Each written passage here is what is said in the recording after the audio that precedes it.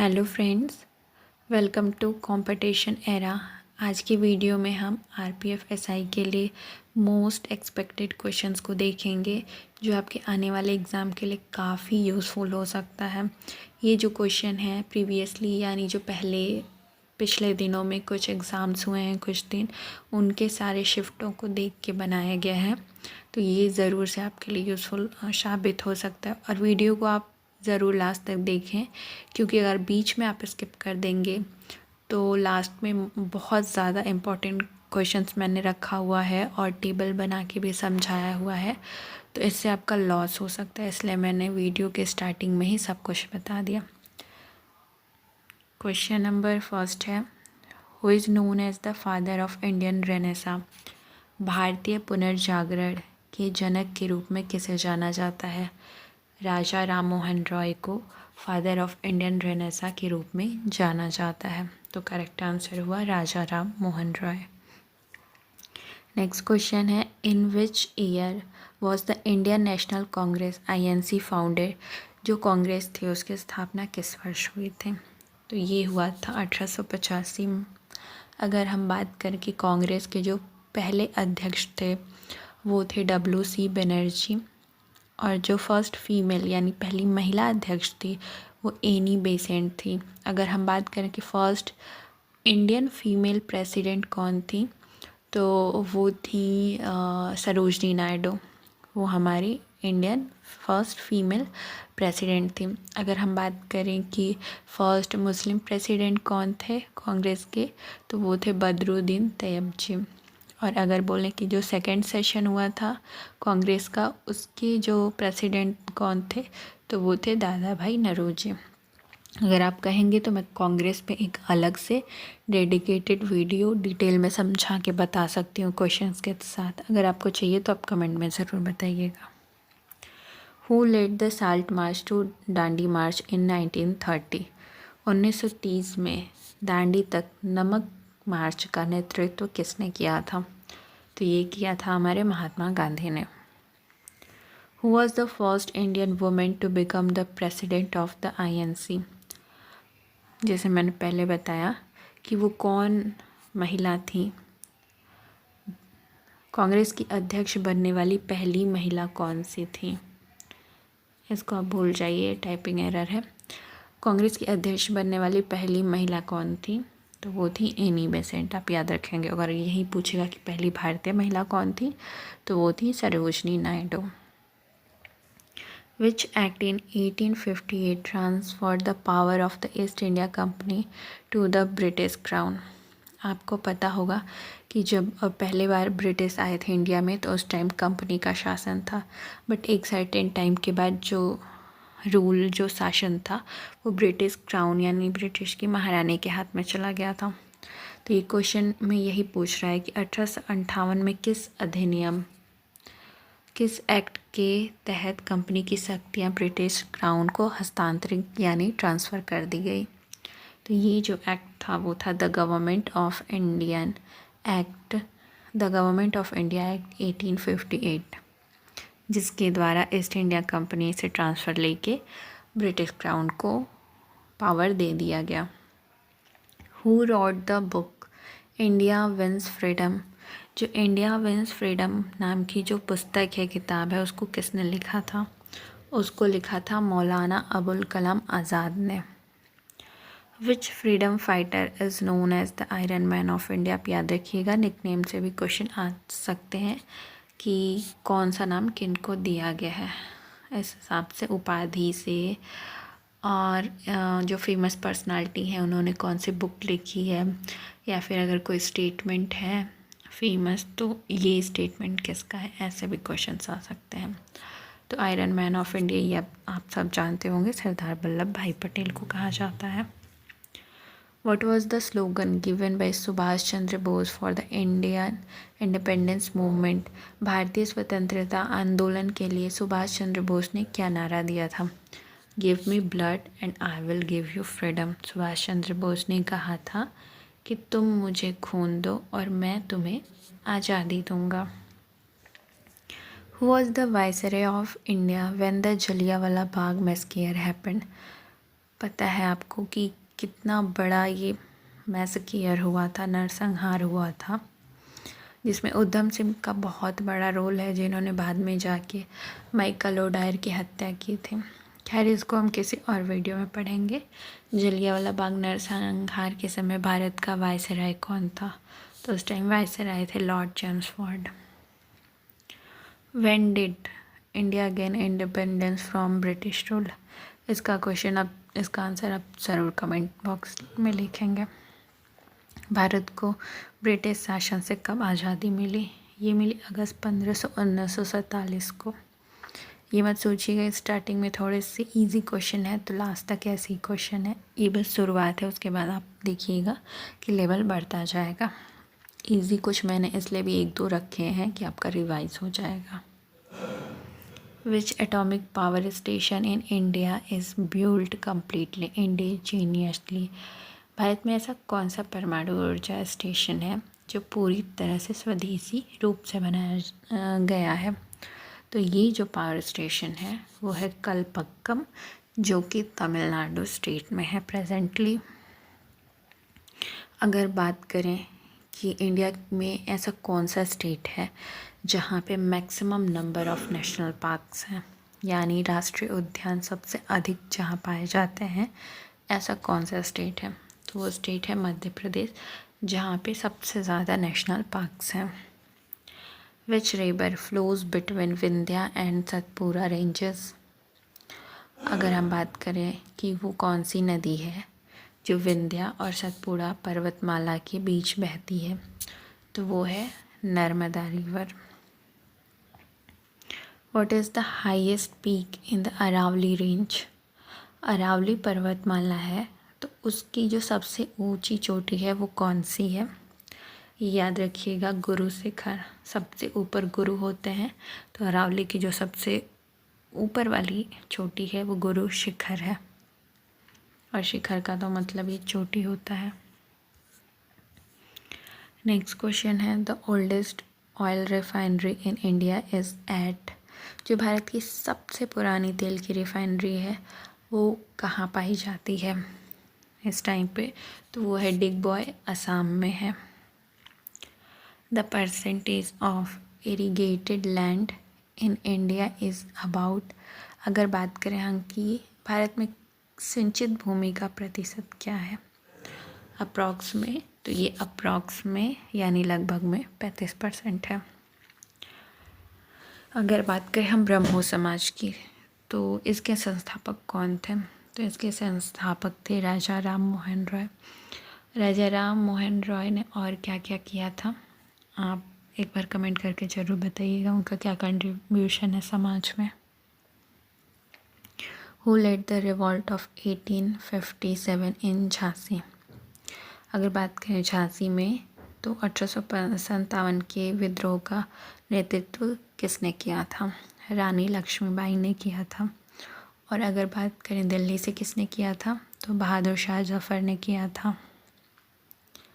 और इसी के साथ अगर हम आरा से बात करें तो आरा से कुंवर सिंह ने किया था। हु क्वाइंड द स्लोगन जय हिंद? जय हिंद का जो नारा है वो किसने दिया था? ये नारा सुभाष चंद्र बोस ने दिया था। Which social reformer was known as the nightingale of India? किस समाज सुधारक को भारत कोकिला के नाम से जाना जाता था? तो ये जाना जाता था सरोजनी नायडू को नाइटिंगेल ऑफ इंडिया के नाम से। Where did Mahatma Gandhi first employ his satyagraha principle? Mahatma Gandhi ने सबसे पहले अपने सत्याग्रह सिद्धांतों का प्रयोग कहाँ किया था? चंपारण, बिहार में, क्योंकि इनका जो सबसे पहला सत्याग्रह था वो चंपारण में ही था। और ये सत्याग्रह इन्होंने 3 कठिया सिस्टम के विरोध में किया था और इनकी जीत हुई थी और इन्होंने किसानों को उसका हक पे दिलाया था।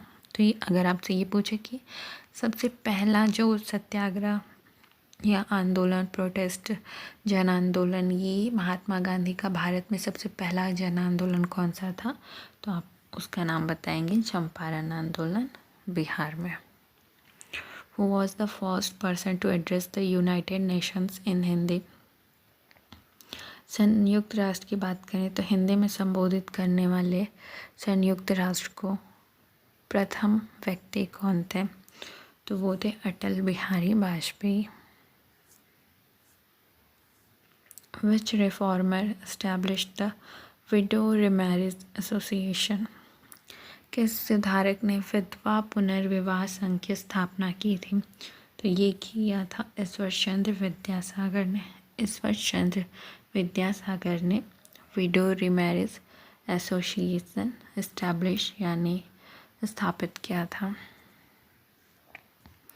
Who was the last governor general of independent India? स्वतंत्र भारत के अंतिम गवर्नर जनरल कौन थे? वो थे सी राजगोपालाचारी। सी राजगोपालाचारी जो थे वो last governor general of independent India थे। विच कांग्रेस लीडर डिक्लेयर द पूर्ण स्वराज गोल इन 1929? किस कांग्रेस नेता ने 1929 में पूर्ण स्वराज लक्ष्य घोषित किया था? ये किया था जवाहरलाल नेहरू ने। Was the first education minister of independent India? स्वतंत्र भारत के प्रथम शिक्षा मंत्री कौन थे? प्रथम शिक्षा मंत्री मौलाना अबुल कलाम आज़ाद थे। अगर बात करें हम अटॉर्नी जनरल ऑफ इंडिया की तो इन्हें कौन अपॉइंट करता है? आंसर है प्रेसिडेंट। प्रेसिडेंट जो है वो अटॉर्नी जनरल ऑफ इंडिया को अपॉइंट करते हैं। The chief source of political power in India as, ये एक जनरल नॉलेज का क्वेश्चन आप समझ सकते हैं कि भारत में राजनीतिक शक्ति का मुख्य स्रोत क्या होता है? डेमोक्रेटिक मतलब होता ही लोग, और इंडिया एक डेमोक्रेटिक कंट्री है, तो यहाँ जो चीफ सोर्स है पॉलिटिकल पावर का वो यहाँ के लोग हैं, द पीपल। विच आर्टिकल, जैसा कि आपने देखा हुआ कि आर्टिकल से बहुत क्वेश्चन आ रहे हैं, और जो इससे पहले मैंने वीडियो बनाया उसमें आर्टिकल से रिलेटेड बहुत सारे क्वेश्चन मैंने रखे हुए हैं, तो मैं उसका लिंक डिस्क्रिप्शन में दे दूँगी या फिर आप चैनल पे चेक कर लीजिएगा, आपको मिल जाएगा, और वो वीडियो भी ज़रूर आप देखिएगा।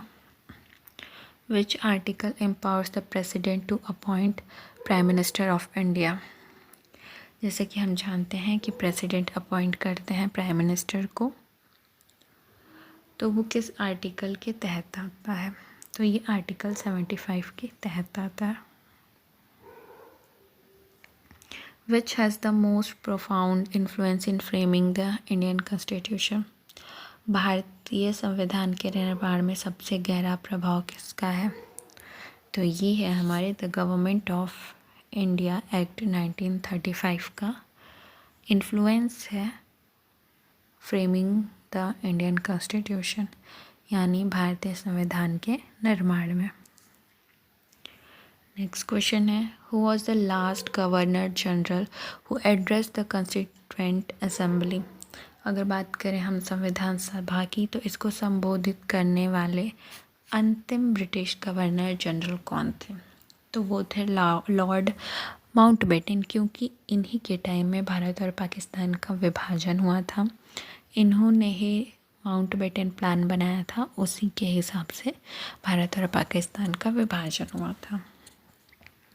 क्वेश्चन नंबर 32 है, which article mention the post of chairman and the deputy chairman of the Rajya Sabha?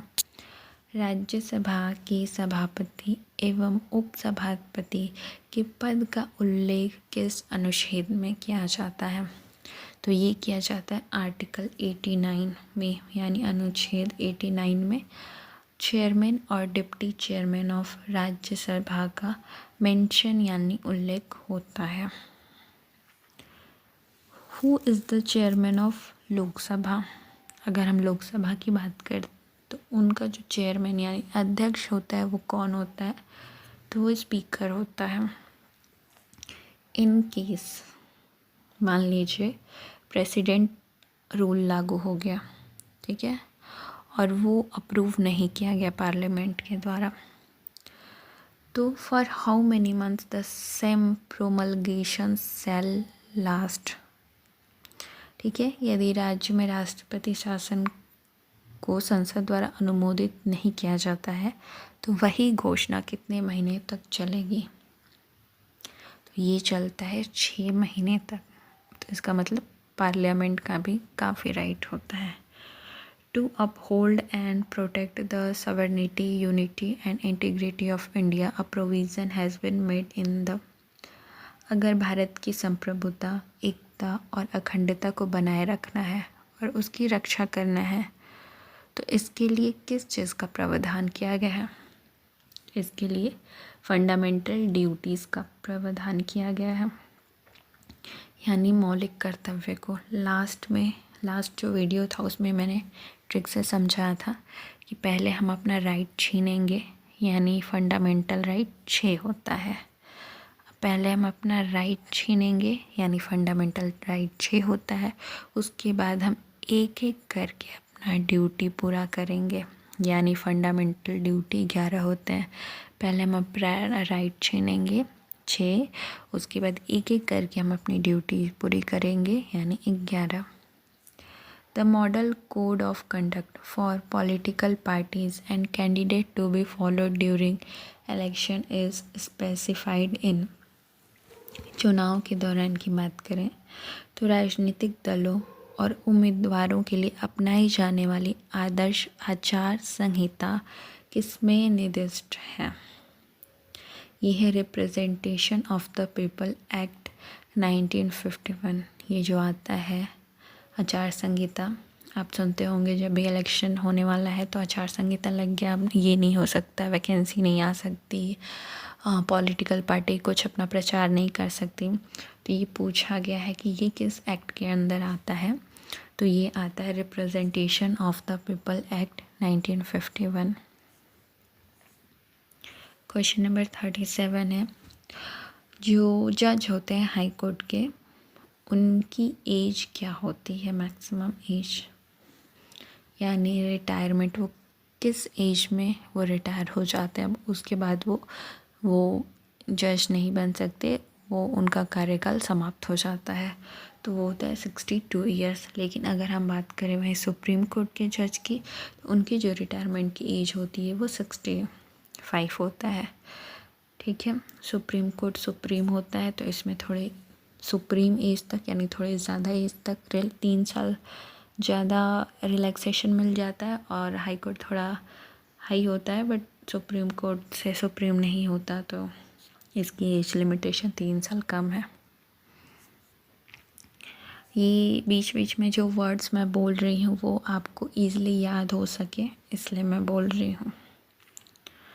Who is the author of recently released book titled why Bharat matters? ये करेंट अफेयर्स का क्वेश्चन है, क्योंकि करेंट अफेयर्स से भी questions आ रहे हैं बहुत सारे, तो इसलिए मैंने बीच बीच में करेंट अफेयर्स के भी क्वेश्चन रखे हुए हैं। तो सारा मिक्स्ड क्वेश्चन, अगर आप ये सोचेंगे कि स्टार्टिंग का पढ़ लें या मिड का पढ़ लें या लास्ट का पढ़ लें तो बेनिफिशियल हो जाएगा, ऐसा कुछ नहीं है। आपको स्टार्टिंग मिड लास्ट यानी पूरी वीडियो पढ़नी पड़ेगी, तब जाके आपको बेनिफिट होगा। Who is author of recently released book titled why Bharat matters? Why Bharat matters नाम की जो बुक है उसके लेखक कौन है? उसके लेखक हैं S Jaishankar. The book India of our dreams was written by. India of our dreams नाम की जो पुस्तक है वो किसके द्वारा लिखी गई है? ये लिखी गई है एम.वी. कामत। एम.वी. कामत ने इंडिया ऑफ आवर ड्रीम्स लिखा है। The book An Unsuitable Boy is the autobiography of which Indian personality? An Unsuitable Boy जो पुस्तक है वो करण जौहर की है। आगे हम असूटेबल बॉय भी देखेंगे, ये भी एक पुस्तक है, उसका भी क्वेश्चन देखेंगे, तो आप बने रहिएगा। Who wrote the book discovery of India? Discovery of India नामक जो पुस्तक है वो किसने लिखी है? तो ये लिखा है जवाहरलाल नेहरू ने, डिस्कवरी ऑफ इंडिया। अगर बात करें गीता रहस्य की तो ये बुक किसने लिखी है? तो ये लिखी है बाल गंगाधर तिलक ने। इनकी 2 पत्रिका भी चलती थी, एक थी मराठा और एक थी केसरी। और सबसे यूनिक, अलग या सरप्राइजिंगली बात आप कह सकते हैं, जो मराठा थी वो इंग्लिश में थी और जो केसरी थी वो मराठी में थी। ये दोनों इनकी पत्रिका थी। Who is author of the book Hema Malini beyond the dream girl? Hema Malini beyond the dream girl नाम की एक पुस्तक है। तो पूछा गया है कि ये किसने लिखी है। ये लिखी है राम कमल मुखर्जी ने। Panchatantra has been written by, Panchatantra नामक जो पुस्तक है वो किसने लिखा है? ये लिखा है विष्णु शर्मा ने।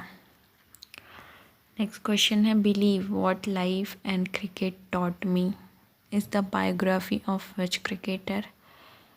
एक बुक है believe what life and cricket taught me, ये किस क्रिकेटर की जीवनी है?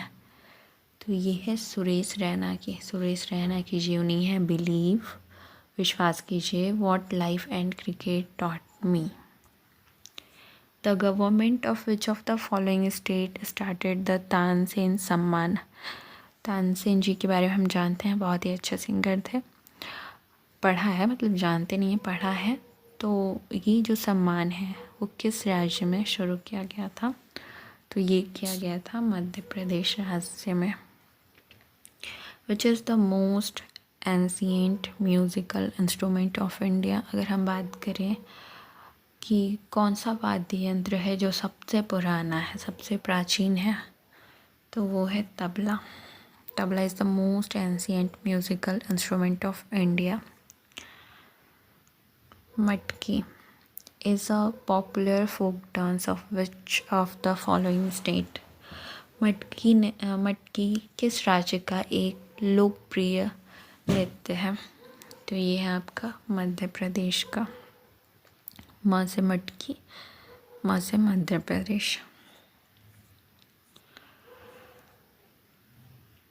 जैसा कि आप देख रहे होंगे कि डांस से भी काफ़ी क्वेश्चन आ रहे हैं, तो इसलिए मैं टेबल बना के डांस ले आई हूँ ताकि कलरफुल रहेगा, तो इसका रिप्रेजेंटेशन अच्छा लगेगा, तो आपके दिमाग में ये याद रखेगा। क्योंकि जो चीज़ें अच्छे वे में रहती हैं ना, वो दिमाग हमारा थोड़ा जल्दी अडॉप्ट कर लेता है, इसलिए मैं टेबल बना के लाई हूँ।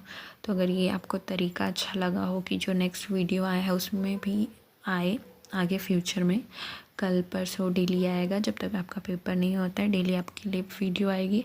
तो अगर आपको ये पैटर्न अच्छा लग रहा है तो लाइक करके, आप कमेंट करके अप्रिशिएट ज़रूर करिएगा, तभी मुझे समझ में आएगा, तो मैं ये पैटर्न लेके आऊँगी, नहीं तो फिर वन लाइनर ही चलेगा। असम में जो फेमस डांस है वो बिहू है, नागा डांस है, खेल गोपाल है, नट पूजा है, महारास है और झुमरा है। फिर से एक बार देखते हैं। आसाम में जो फेमस डांस है वो बिहू है, नागा डांस है, खेल गोपाल है, नट पूजा है, महारास है और झुमरा है। वहीं बात करें मध्य प्रदेश में, तो मध्य प्रदेश में मांझ है, फूल पट्टी है, आडा है, खड़ा नाच है।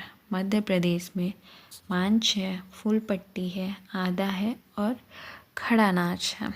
उसके साथ ही बिहार की बात करें तो ये बाखो बखेन, आई थिंक, पता नहीं मैं प्रोनाउंसिएशन सही कर पा रही हूँ या नहीं, बाखो बखेन, सामा चकवा, विदेसिया, जाटा जाटिन, पनवरिया। इसका आप बताइएगा कि प्रोनाउंसिएशन सही है या नहीं है। राजस्थान में घूमर, चकरी, गनगौर, कलबेलिया। राजस्थान में जो फेमस डांस है वो है घूमर, चकरी, गनगौर, कलबेलिया। अब आपने डांस तो देख लिए, अब बुक्स एंड ऑथर से भी क्वेश्चन आ रहे हैं, तो मैंने उसका भी कलरफुल टेबल बनाया है। बात करें बुद्ध चरिता, तो ये अश्वघोष ने लिखी है। अश्वघोष ने कौन सी पुस्तक लिखी है, बुक लिखी है? बुद्ध चरिता। डॉक्टर राजेंद्र प्रसाद की जो बुक है उसका नाम है इंडिया डिवाइडेड। इंडिया डिवाइडेड नाम की जो बुक है वो डॉक्टर राजेंद्र प्रसाद ने लिखी है। वही बात करें गोपाल कृष्ण गोखले की, तो उन्होंने नेशन नाम की किताब लिखी है। नेशन नाम की किताब किसने लिखी है, कमेंट करके बताइए। ये लिखी है गोपाल कृष्ण गोखले ने। अब स्टार्टिंग में है हमने एक क्वेश्चन पढ़ा था एन अनसुटेबल बॉय, आपने नहीं मिस कर दिया है तो जाके पीछे देखिए, वो करण जौहर की बुक थी। इसमें लोग बहुत कंफ्यूज हो जाते हैं अनसुटेबल बॉय में और असूटेबल बॉय में। अनसुटेबल बॉय जो है वो करण जौहर ने लिखी है और असूटेबल बॉय जो है वो विक्रम सेठ ने लिखी है। और मेन कैम्प नाम की जो बुक है वो हिटलर की आत्मकथा है, याद रखिएगा। मेन कैम्प जो है वो एडोल्फ हिटलर यानी हिटलर की आत्मकथा है। एक समंदर मेरे अंदर, ये इस साल 2024 की बुक है जो कि संजीव जोशी ने लिखी है। इसको भी याद रखिएगा, ये करंट अफेयर का है। इंडियन अनरेस्ट ये वैलेंटाइन चिरोल की बुक है। इस बुक की बात करें तो इसमें इन्होंने वैलेंटाइन चिरोल ने बाल गंगाधर तिलक को भारतीय अशांति का जनक कहा था, जिससे तिलक जी बहुत गुस्सा हुए थे और उन्होंने लीगल एक्शन भी लिया था इस चीज़ के खिलाफ और केस लड़ा भी था। नेक्स्ट बुक है तुगलकनामा। जो ये तुगलकनामा है वो अमीर खुसरो ने लिखी है। तुगलकनामा के साथ हुमायूं नामा, जो हुमायूं नामा है वो गुलबदन बेगम ने लिखी है। तो आप एक बार और देख सकते हैं, एक दो बार रिवाइज कर लेंगे तो ये बुक्स आपको याद हो जाएंगी। उसके साथ ही कुछ फेमस प्लेसेस से रिलेटेड भी क्वेश्चन आ रहे हैं, तो हम यूनेस्को वर्ल्ड हेरिटेज साइट्स में सम्मिलित कुछ प्लेस का देखेंगे। जैसे आगरा फोर्ट, आगरा का किला है वो यूनेस्को के साइट में सम्मिलित है, इन्वॉल्व है, तो ये है उत्तर प्रदेश में। काजीरंगा नेशनल पार्क की बात करें तो ये है असम में। सन टेम्पल की बात करें तो ये है उड़ीसा में। एलिफेंटा केव की बात करें तो ये है महाराष्ट्र में। अगर हुमायूं टॉम्ब यानी हुमायूं के मकबरे की बात करें तो ये है दिल्ली में। शांति निकेतन जो है वो वेस्ट बंगाल में है। और यही सब यूनेस्को हेरिटेज साइट में शामिल है, ये याद रखिएगा।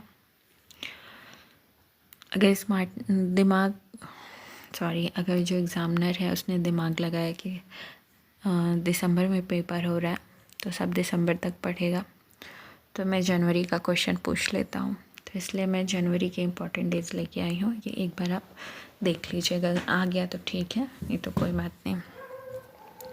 1 जनवरी को ग्लोबल फैमिली डे बनाया जाता है। पहले हम फैमिली को देखेंगे, तो सबसे पहले हम फैमिली को देखते हैं। तो सबसे पहले ग्लोबल फैमिली डे मनाया जाएगा। 4 जनवरी को वर्ल्ड ब्रेल डे मनाया जाता है। हम ऐसे 4 उंगली दिखा के बोलते हैं ना कि देखो कितनी उंगलियां हैं, दिख रहा है कि नहीं, तो ब्रेल डे उनके लिए मनाया जाता है जो लोग देख नहीं सकते। तो इस चीज़ से आप थोड़ा याद करने के लिए आप इस चीज़ को रख सकते हैं। 6 जनवरी को वर्ल्ड डे ऑफ ऑर्फन्स मनाया जाता है। 8 जनवरी को अफ्रीकन नेशनल कांग्रेस का फाउंडेशन डे होता है।